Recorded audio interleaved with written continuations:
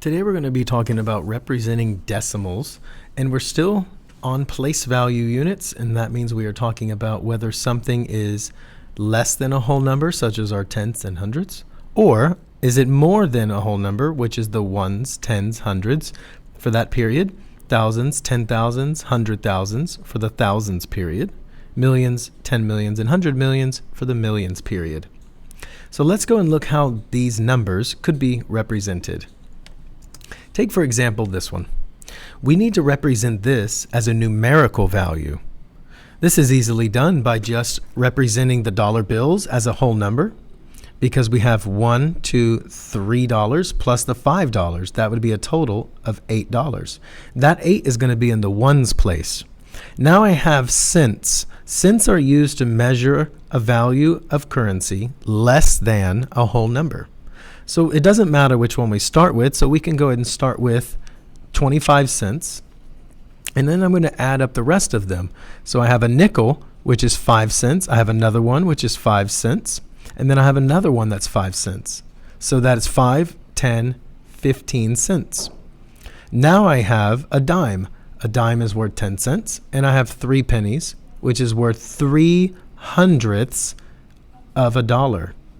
Because it takes 100 pennies to equal $1, I only have 3, so that 3 is in the hundredths place. So I would write this number out by adding all of them up so I can easily see what the value would be.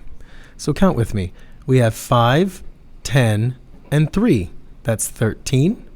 And now I have 1, 2, 3, 4, 5, and that's it. 53 cents. And then my $8 stays the same.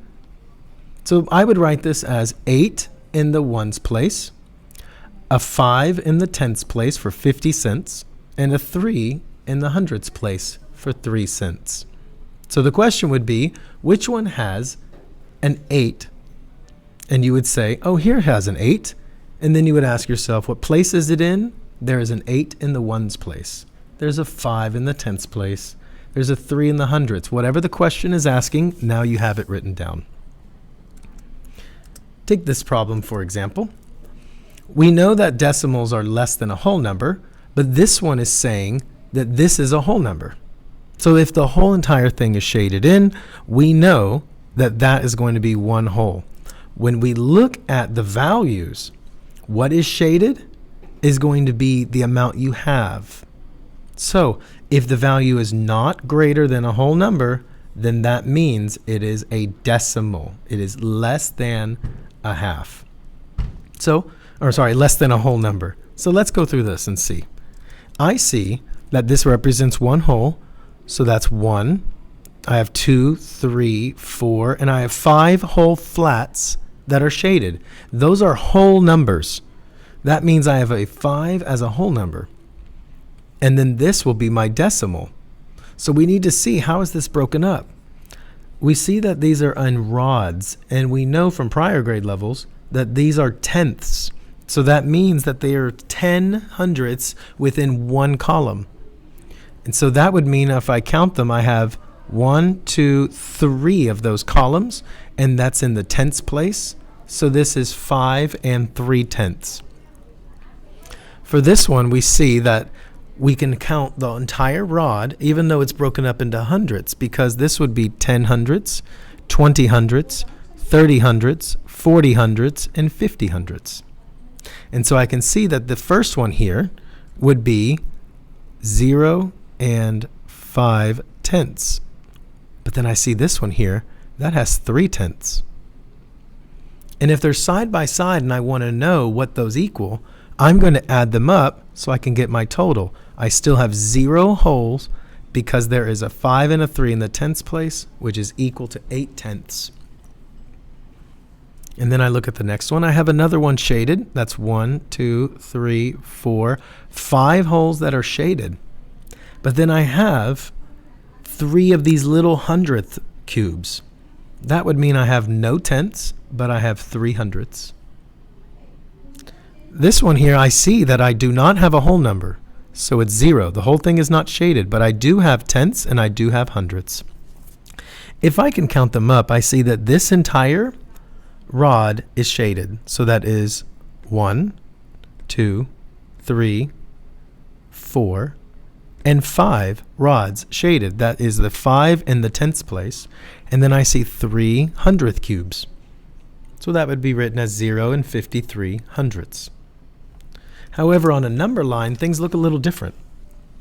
Here, I'm given what the number line starts with and what it ends with. Now, anything that is less than 1, we know, are decimals.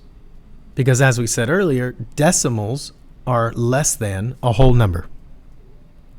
So this number here, anything over here, would be less than a whole number, including the one we're looking for.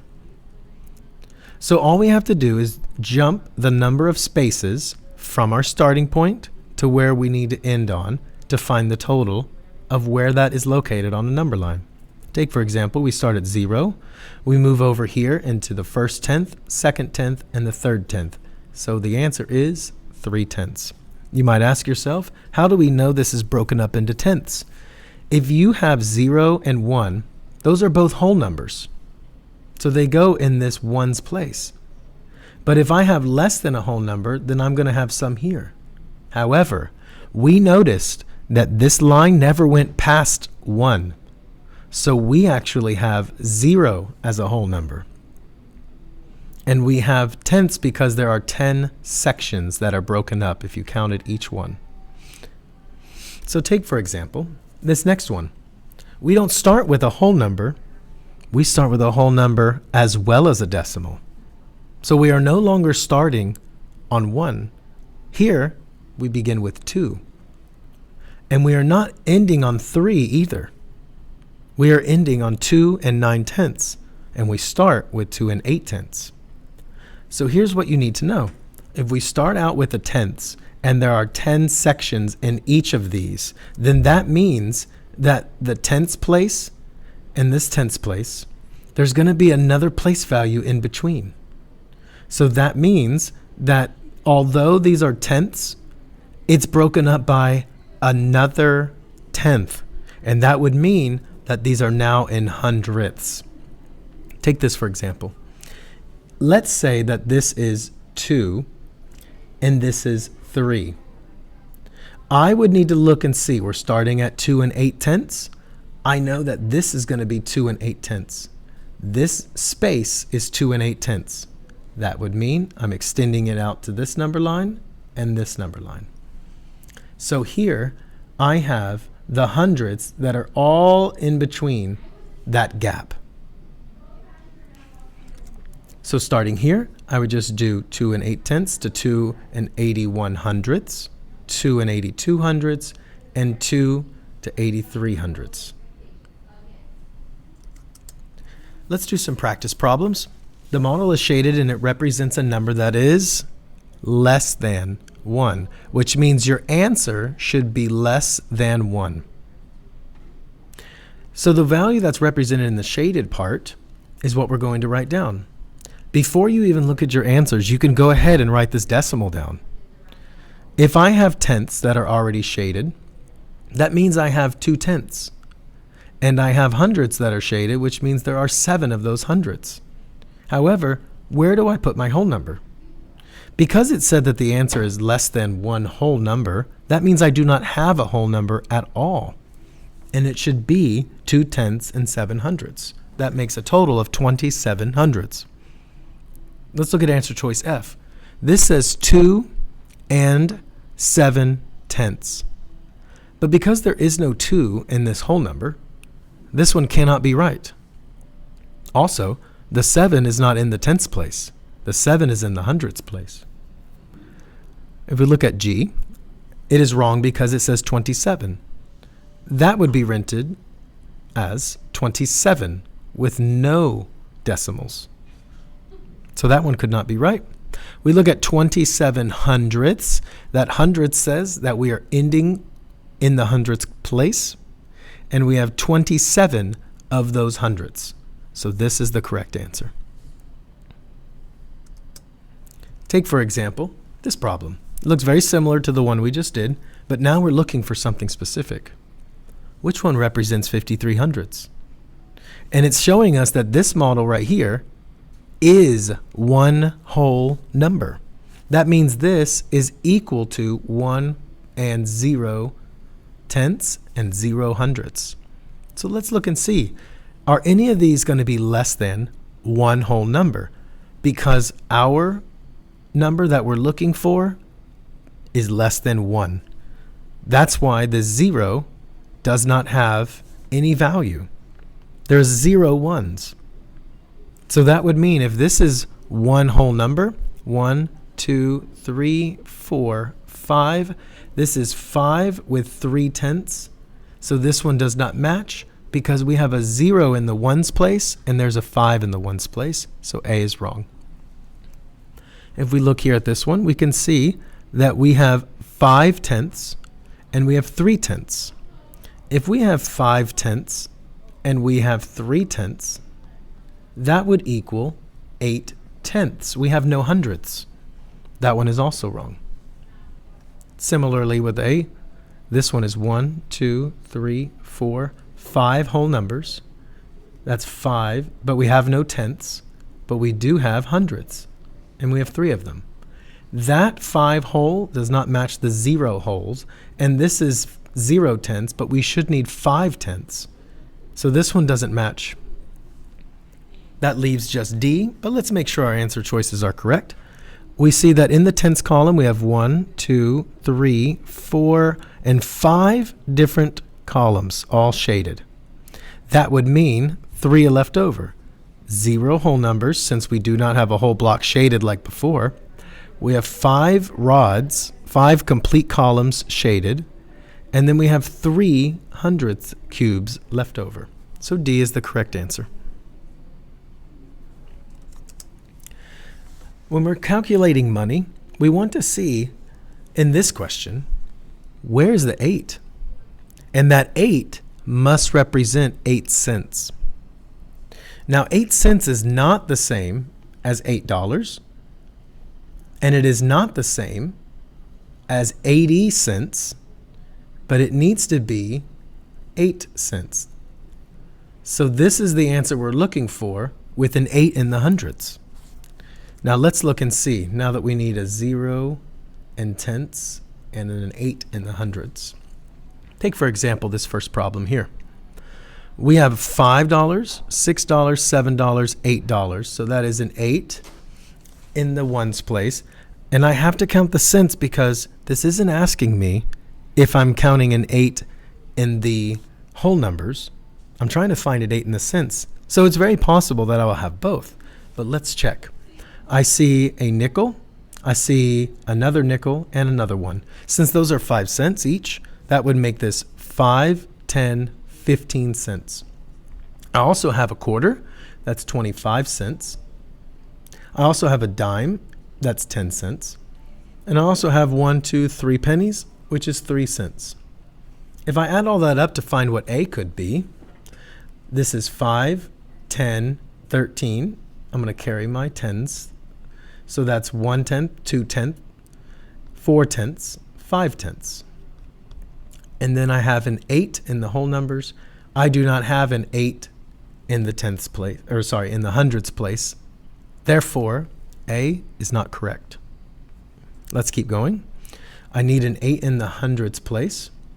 So this would be a $5, $6, $7. This would be 25, 50, 75 cents, 85 cents, 86, 87. That is not an 8 in the hundredths place, so that is wrong. Let's look at this one. 5, 6, 7. This is 5, 10, 15, 25, and then 26, 27, 28.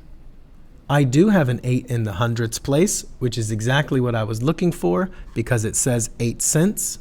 Therefore, C has to be our answer. But we can still double check our work. This is 5 and 6. Therefore, that's 6. 25 cents. And we can start by adding up all of the larger ones. So that's 25.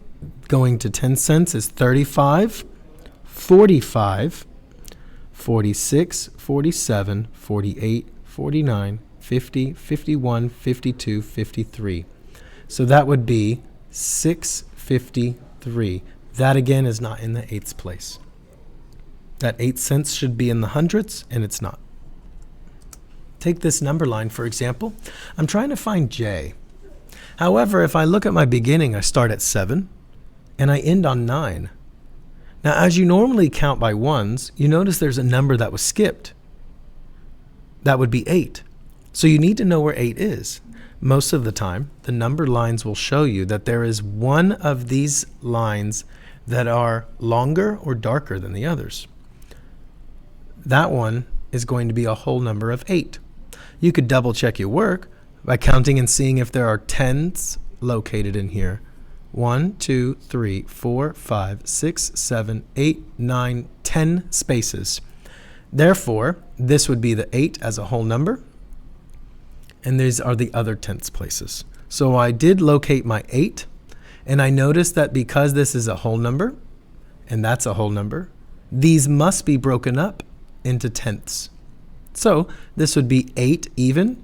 This would be 8 and 1/10, 8 and 2/10. Therefore, this is written as 8 and a 2 in the tenths place.